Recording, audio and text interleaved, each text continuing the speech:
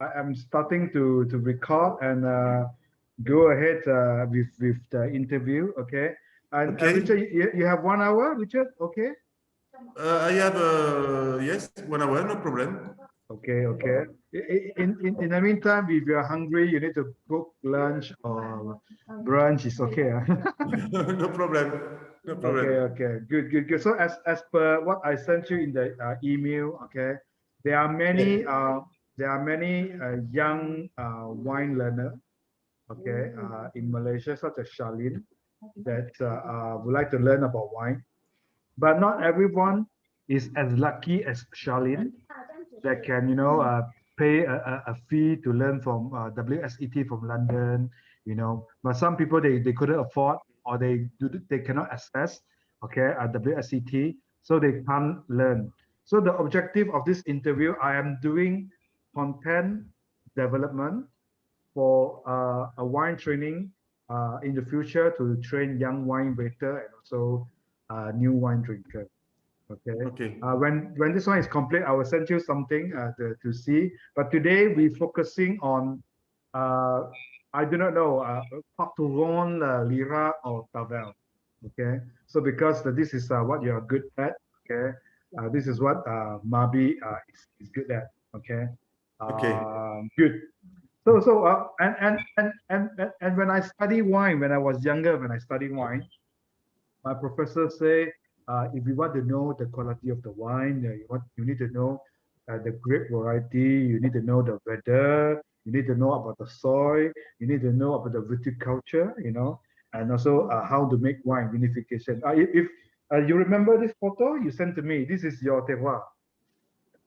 Yeah, exactly. This is typically one of our vines Okay, okay. So with a specific ground. when we talk about perhaps Lirac. Okay, I was introduced to Ricard by you. Before I know you, I only know Chateauneuf-du-Pape. Yeah. I didn't know Lirac. So, what are the typical grape varieties in Lirac that is Okay. important for us? So in the south of the Rhone Valley, the main grape variety is Grenache, as in Châteauneuf-du-Pape. But as in Châteauneuf-du-Pape, we also use a lot of grapes. Generally, in all our wines, you have a majority of Grenache. But for the red, we also use Syrah, Mourvèdre, and Carignan.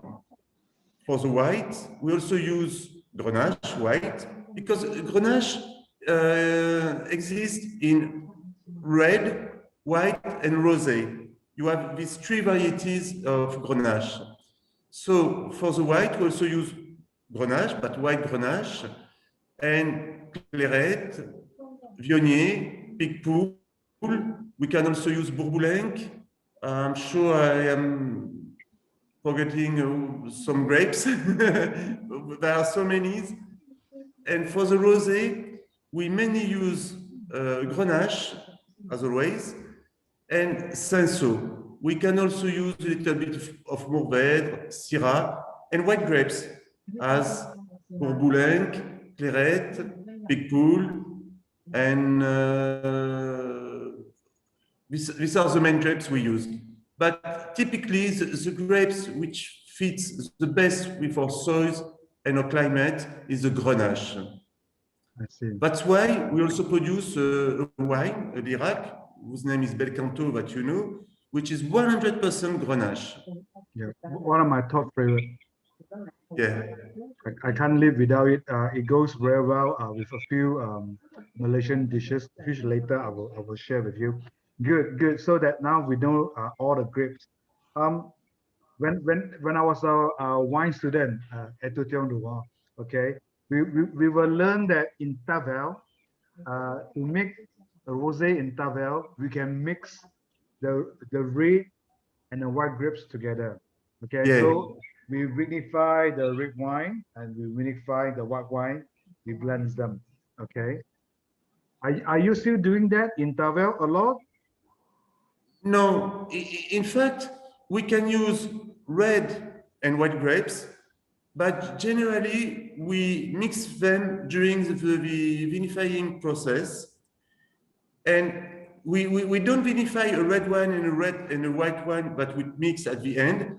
But we mix these grapes, we vinify them all together, but in a process for doing a rosé wine, which means that we don't macerate the grapes as long as for making a red wine, because you know when we want to produce a red wine, we macerate the grapes during 3, 4, or 5 weeks. While for rosé, we mix all the grapes, we macerate them between 1 to 2 days. After we unvat the tank in order to press the grapes, and we finish all the fermentation process with only the juice and not the grapes, not the skin, not not what The is mask, inside. the pips, the mask, the skin. Yes, we put them over. Okay, that's fantastic because I always think in tavel, it's like champagne. You make the red, you make the white, and you mix. So we do the unification with the blends of the grapes together. Oh, Exactly. that's fantastic. That really very informative for me. And I do have the next questions. If you, Richard, if you are not restricted to the AOP of Cote du Rhone, Lirac, and Tavel, okay, not restricted to the wine law, what are the grapes that you want to do or what you want to use? What are the grapes that interest you that you want to use if you're not restricted to the wine law in your region? For me, my favorite grapes is Grenache. It's really my favorite grape. And you know, sometimes I take some freedom with the laws because when you make a Lirac, the law asks you to use several grapes. But for Bel Canto, I only use Grenache, which is normally forbidden. But like, nobody can make any reproach to me because it is considered as the best Lirac.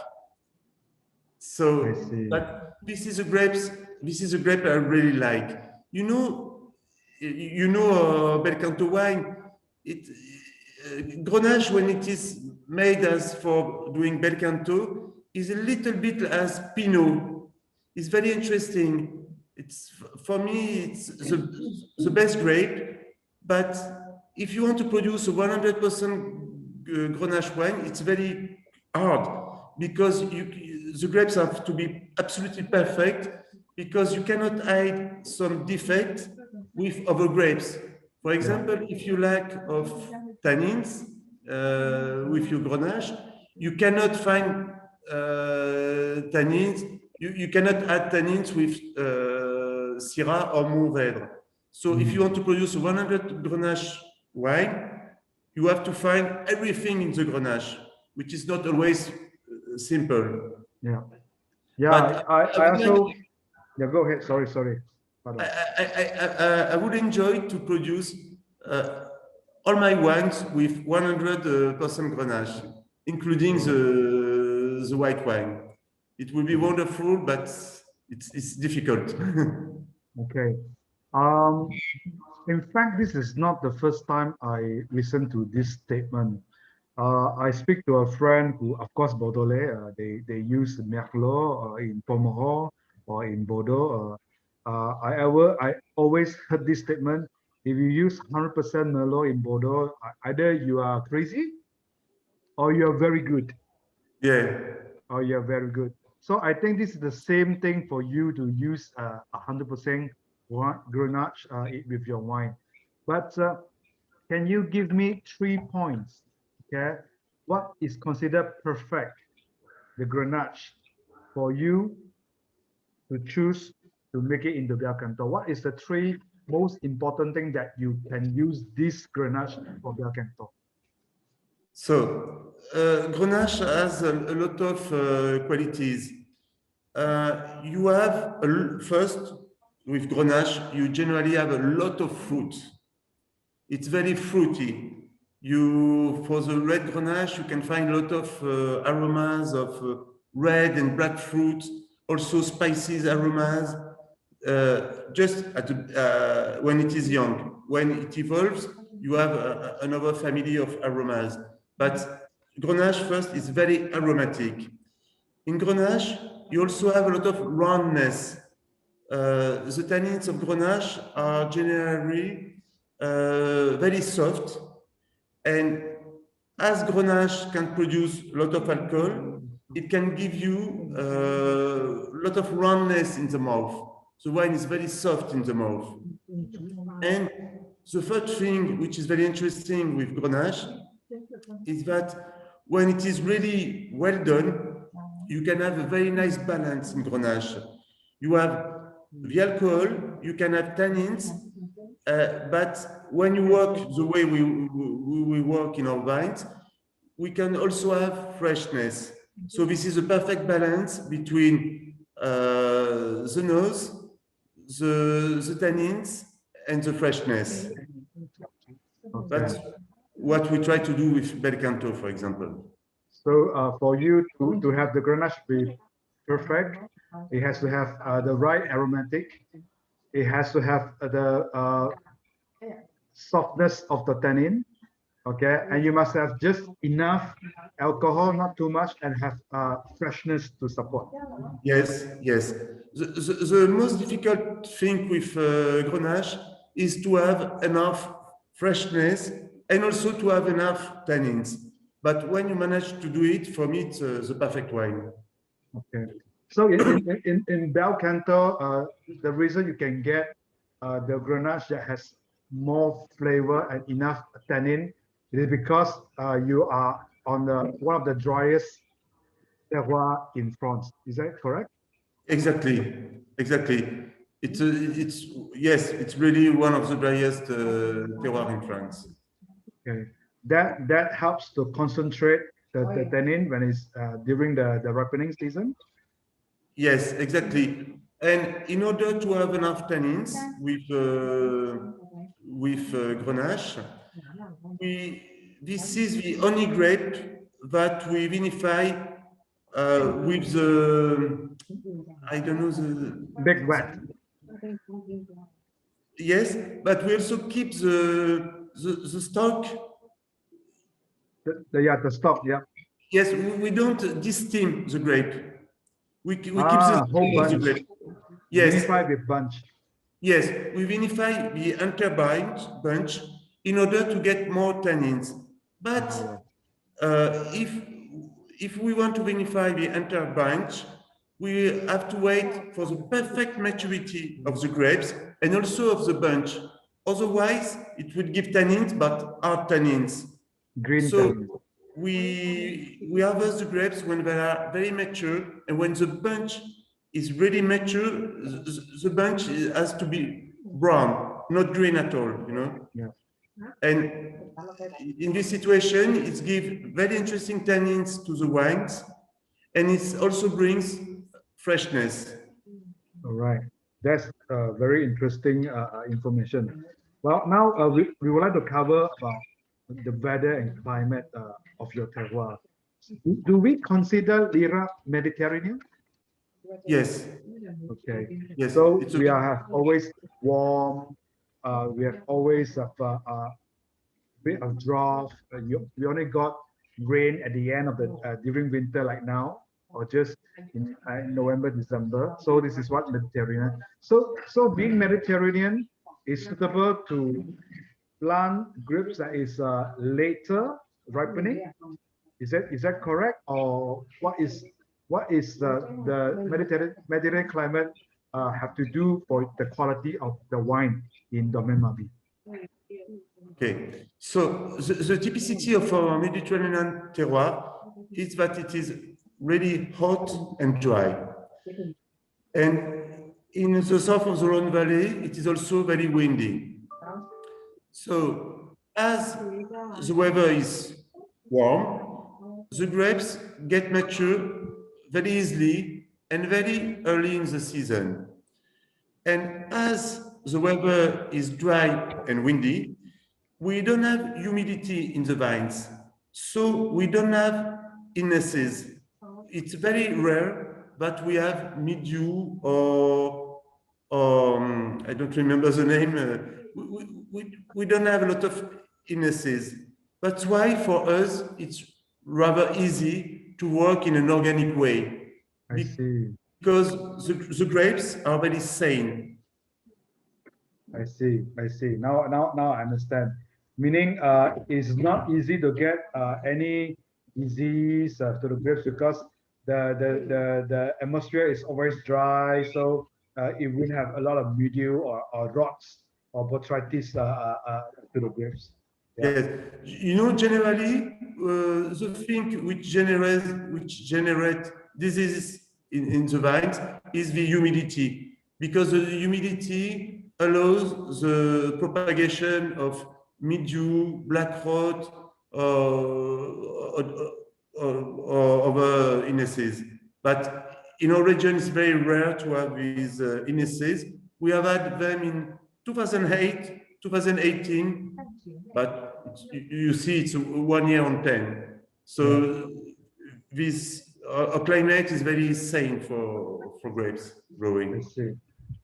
So, if the weather is always dry and hot and dry, how do you maintain acidity and freshness?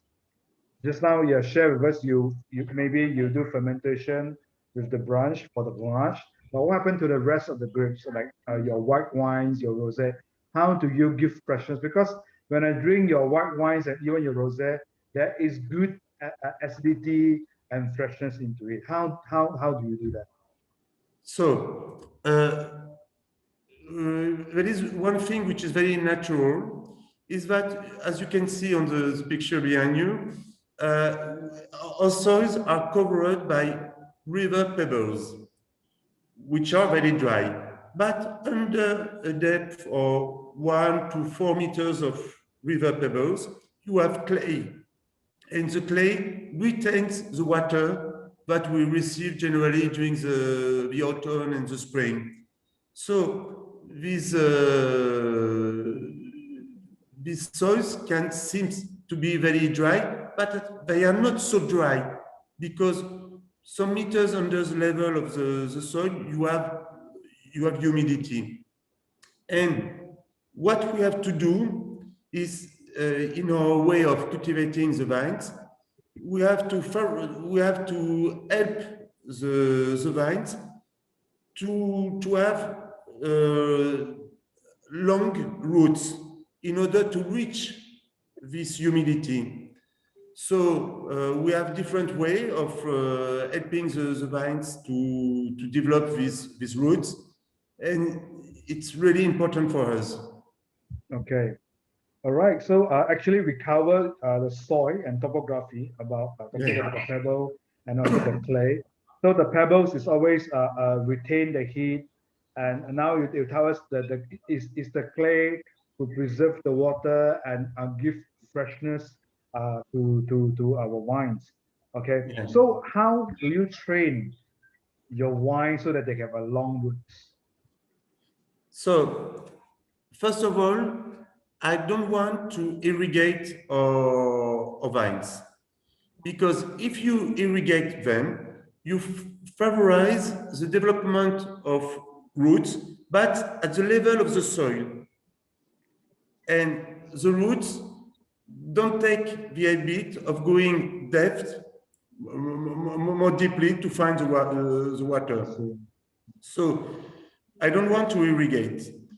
And the other way is that we move our soils very regularly in order to destroy these superficial roots.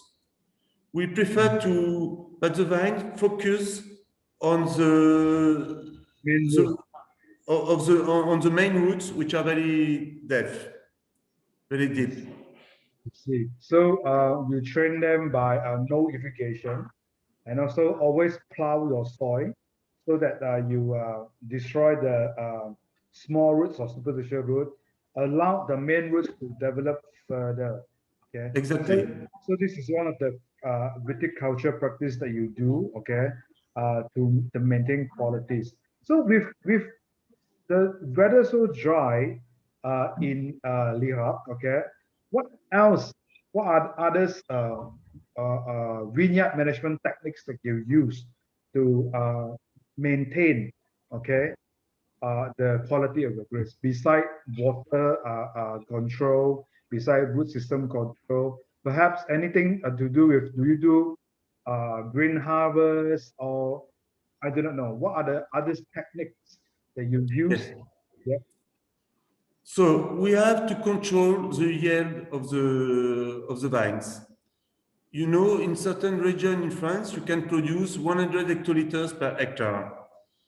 In Iraq, we try not to go over 35 hectoliters per hectare, because if we have too much grapes on our vines, they cannot get mature very well.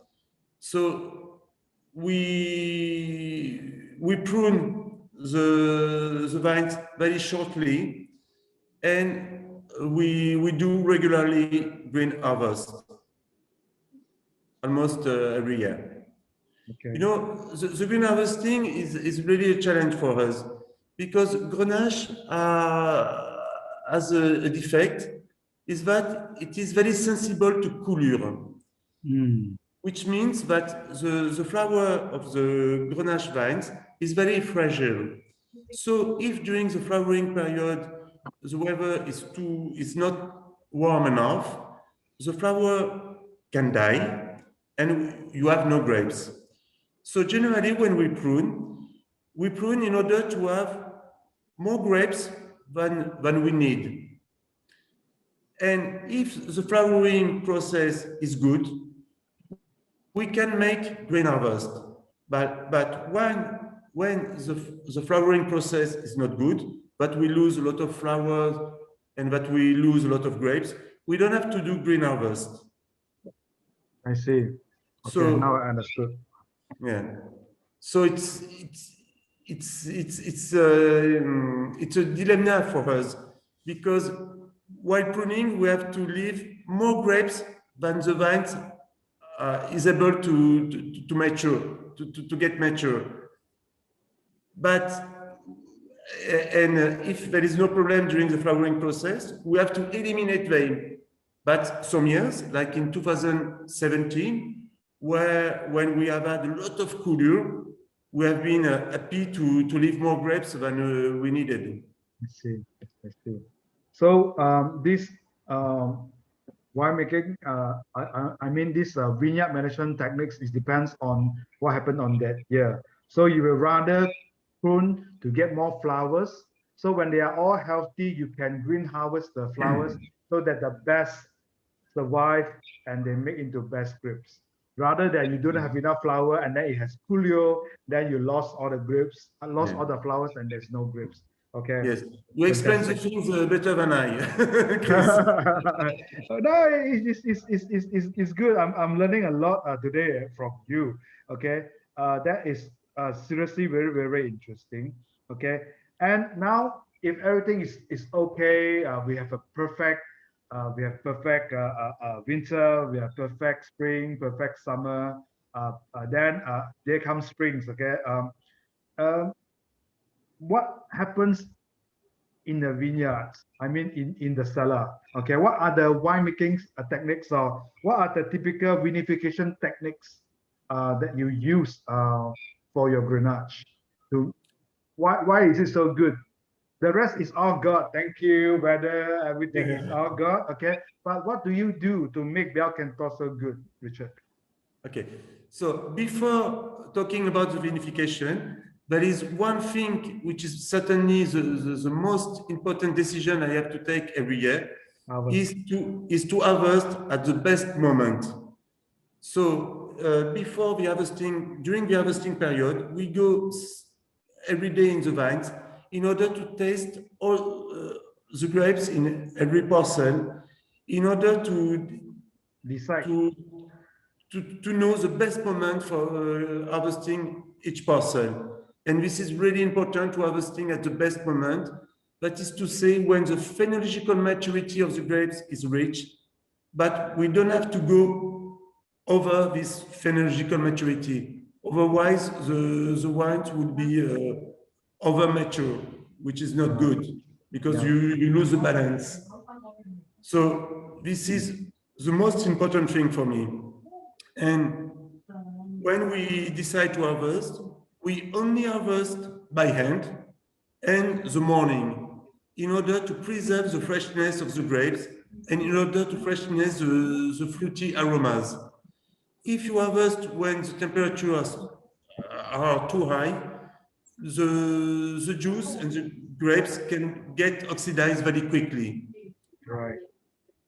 So when the grapes arrive in the cellar, we protect our grapes in order that they cannot get oxidized. You use So, nitrogen? sorry? Do you use nitrogen? We use carbonical gas and sometimes azote. Azote is maybe nitrogen. So Maybe.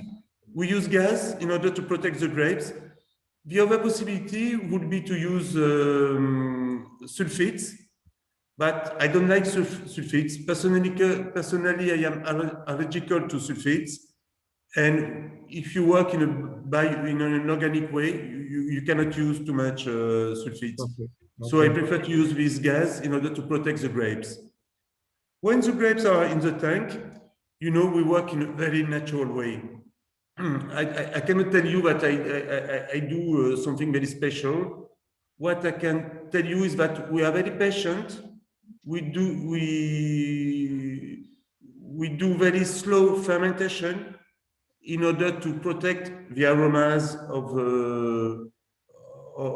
the grapes and also in order to protect the balance. Because if you know, for red wine, generally, the fermentation lasts for 5 weeks in our cellar. I know some winemakers who vinify within 2 weeks, but they lose a great part of the fruit and of the balance of the grapes. So we are very patient. We work very slowly. And for the red wine, we have to do a lot of what we call délestage. You know, we move regularly the grapes in order to extract more tannins, but to extract them very slowly in order that they don't get too hard, too strong. Yeah? Okay. So during the vinification process, the main things for me are to work slowly, to avoid oxidation, and to regularly move the juice The in juice order and the sap yes, to get flavors, color. yeah. We want to extract, for the red, we want to extract as much tannins and aromas from the skin as possible. While for the rosé and the white, we move the juice in order to extract all the aromas from the leaves. Okay. Okay. All right. So the secret formula for Richard Maby is be patient. Yeah, yeah. Do not rush the fermentation so that all the aromas, all the good things from the skin for the red wine can come out, and for the white wine it's like all the good things are from the leaf. Okay. All right. Cool. Now we have finished with the winemaking. Now let's drink some wine or eat some food. Okay. What is your view of wine and food matching for wine generally, Lirac, Cote du Rhone, or even your own wine, Richard Maby? What is your practice in terms of food and wine pairing? Okay, so it's very different from for each of our wines, you know. We start from your white, your rosé, then your red. Yeah, yeah. So the one which is the most easy to pair with food is the rosé, the tavel. Tavel pairs with at most everything. you can drink the tavel by itself for the aperitif, but it also match very well with salad, with Mediterranean cooking, with the Asian cooking that I know. I don't know all the Asian cookings, there are many. It's also matched with fish, with meat, Meat. with dessert, with cheese, with so many things. It's very easy to pair. You know, a lot of restaurants in France serve the tavel, for example, at a table when some people take fish and other people take meat, because for the sommelier it's more easy. I do agree with you because that I may already answer your question because I use a lot of rosé, okay, in Malaysia because of the spice, the heat, and also because in Malaysia we have multiple ethnic, so there's different food. So far for me, rosé is been very versatile. Before I know much about your wines, I use a lot of rosé from Bordeaux or Claret. Okay, but I found out that Tavel has a better tannin that handle more meat. Okay, especially when the food is has a bit of spice and has a bit of sauce. I use I nowadays I use a lot of rosé for Malaysian food. Yeah, I do agree with you. Yes. You know, one day in Hong Kong, I participate to a wine dinner with producer of Châteauneuf-du-Pape and producer of Tavel. And we tried to match these two wines with the Asian cooking, which was served this day. And you know, a lot of people attending this dinner were very interested by the Châteauneuf-du-Pape. But with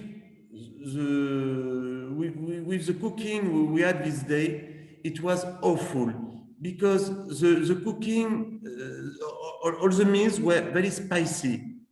And for the red Châteauneuf-du-Pape, it was a nightmare. But with the Tavel, it was perfect. Perfect. And more people knew about Château-du-Pape this day than about Tavel, but everybody prefers the pairing with Tavel than with Château-du-Pape. Yeah. Yeah. Uh, So how about Bel Canto? What is your favorite pairing with Bel Canto? I like bel canto with meat, but not beef. I like it with lamb, with poultry, with veal. You know, with soft meals. Not necessarily with with beef. With yes, with beef. With beef, I prefer or Lirac Nessun Dorma or Lirac La Fermade. But bel canto is very delicate, and it's better with delicate Dishes. meat All right. dishes. You can also try bel canto with some types of fish. Uh, for a white wine, we have two main white wine. We have La Fermade, but you can drink by itself for the aperitif. But also with fish and shellfish, and also with poultry. And we have another white whose name is Castadiva, which is more opulent, and this wine pairs very well with fish in sauce. Yeah. With your La Fermette, I use that a lot with Indian cuisine in Malaysia. Sorry? With La Fermière Blanc, Yeah, I pair it a lot with Indian cuisine, India yeah, in Malaysia, and that's yeah. fantastic. Okay, good. Charlene, I know you have some question personally you want to ask Richard. Okay, Yes. the stage is yours. Bonjour. And Bonjour, Charlene. bonjour, like what you have mentioned just now for your wines, like there are the names like the San Doma, the Casta Diva, La Fermat, like Bel Canto, etc., etc. Like, may I know, like, how do you kind of like what, how do I say, like, what inspire you to have the names on for the wines? So, you know, a winery exists for soon 1 century, and La Fermade and Fourcadière were the traditional names of a wine. They had been selected by my grandfather, and La Fermade and Fourcadière were the name of the two first vines that my grandfather bought. And for all the other vines, which I created by myself, I gave them name of opera songs because I'm really interested in opera, especially Italian opera. And I think there are some, you can compare some of our wines with opera aria. And for example, we have Casta Diva. Casta Diva, I don't know if you know this aria, but it looks like a wine. It's very soft. It's very long in the mouth. I like drinking a glass of Casta Diva while listening the aria called Casta Diva. Bel canto, you know, when you speak about opera, bel canto is the best style of opera. So as bel canto is my ultimate wine, for me it was natural to call it bel canto because it's a summum of opera. For me, it's my summum of wine. So it's the climax of the opera, a climax of your wines. Yeah. All right. Okay. That's interesting. Fantastic. Okay. All right. I do have one very funny question for you, Richard. Yeah. If you're not a winemaker, what you want to do? Or if you're not born as a winemaker, what is your dream when you were young? Or when you grow up, you know that you want to become a winemaker. So meaning my question is, if you're not a winemaker, maybe you're opera singer or you are a celebrity. What are you if you are not a winemaker?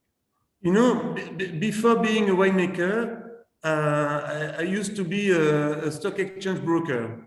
Ah, voilà. So, as I was very interesting by wine, I wanted one day to took over the family winery. At that moment, I also took some lesson of opera, and I was really a bad singer. so it was more easy for me to become a winemaker than a singer. I like listening opera, but I sing very badly.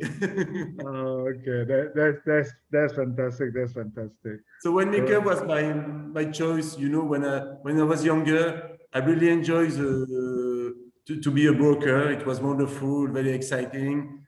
I used to earn more money than now, but my dream was to be a winemaker. But you know, when I was young at the winery, there were my grandfather, my father, my uncle. So I waited to be sure to be alone and to can do everything I want. So that's why I took over the winery only 15 years ago when all my family get retired. Right. But congratulations. Okay.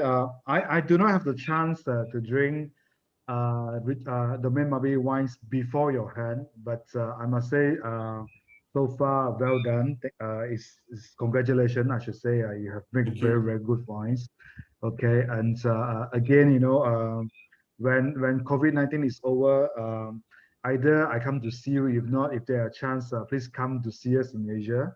I will do some wine and food matching of your wine with Asiatic food, for you to to experience. Okay, Great.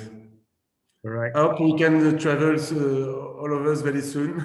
Yeah. Have you been vaccinated already? Your country? I know you started with all the people that is 60 and above, but Yeah. when is your turn?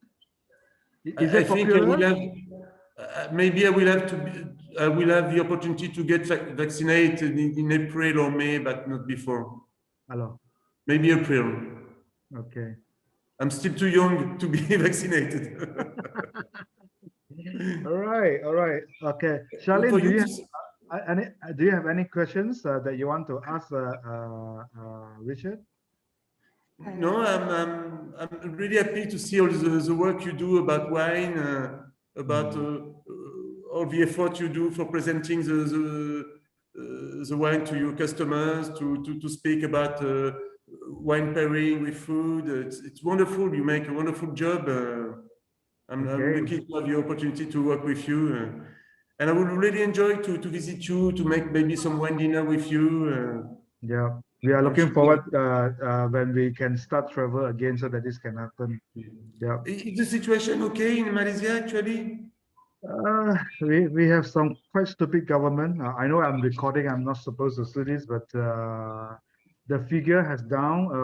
We have now in the curfew, the second curfew for almost 1.5 months. But the figures are going down. And we have started to have the vaccine since last week. Our prime minister is the first person who get the vaccine. Yeah. But our country is not very rich. So again, the vaccine will go to the frontliner, like the police, the army, people in the hospital, the teacher. Then when it's our turn, is maybe September or maybe Yeah. end of the year. We don't know. Yeah, Hmm. Okay. yeah. But it's not a bad thing. It's almost a year now, or it's a year now. By March, it's a year now that we have this funny virus. But we are okay. Okay, I do more tasting than before because it's easier for me to do tasting now because I can just open the computer and we send the wine to our customer. It's okay, huh? Yeah. Yeah. All right. All right. So if Charlene, if you have no more question to ask Richard, we will let Richard retire for today's sessions. Another more question. Good, Because good, just good. now, you have mentioned that you actually prefer more gases than sulfite in your wines, right? So I just wonder if, okay, you are either using gas or sulfite. How do you know the ratio for the sulfite to be added into the wines? How do I know the ratio of sulfates I can put in my wine? Like how do you know what is the ratio or what is the amount that you are going to add into the wines?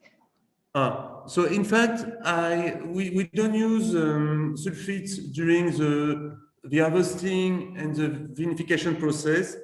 We only use a little bit at the moment of the bottling, because you know the bottling process is very dangerous for the wine. It's one of the moments where you can get more oxidation. So we use, maybe we put 1 gram per liters, which is nothing. Which is just Yes, 1 gram just a little. per liter generally. Okay. Okay, okay. Understand. All right. That's Interesting. fantastic. All right. And also, Richard, today is the 15 days of the Lunar Chinese New Year. So I wish you, I can still wish you happy Chinese New Year. Okay. And today is also the San Valentino days for the Chinese. I hope you will enjoy it. Okay. So I'm honored that we work together and so far the experience have been wonderful working with you. So we hope we can continue. Okay, this good relationship. Okay, and I wish you the best. Okay, I think now is end of February and beginning March. So the new I mean your new year. I mean the new cycle, your new winemaker cycle is happening soon. So wish you the best for this year. Thank you very much. I wish you the best to you too and to all your family. To a lot of happiness and good health. Okay. All right. So then again, thank you very much, Richard. Merci encore You're very for welcome. this interview. I actually learned a lot, very insightful information about Lirac, and also a few secret weapon that you have, why your wine is so good. Okay. So without further ado, I'll just close the meeting. Thank you very much, Richard, You're for very Merci welcome. having. It's beaucoup. a pleasure. Okay. So I think I can say I see you when I see you. A bientôt. Okay. Bye bye, Chris. Bye bye, Charlene. Bye. Bye. Bye. Bye.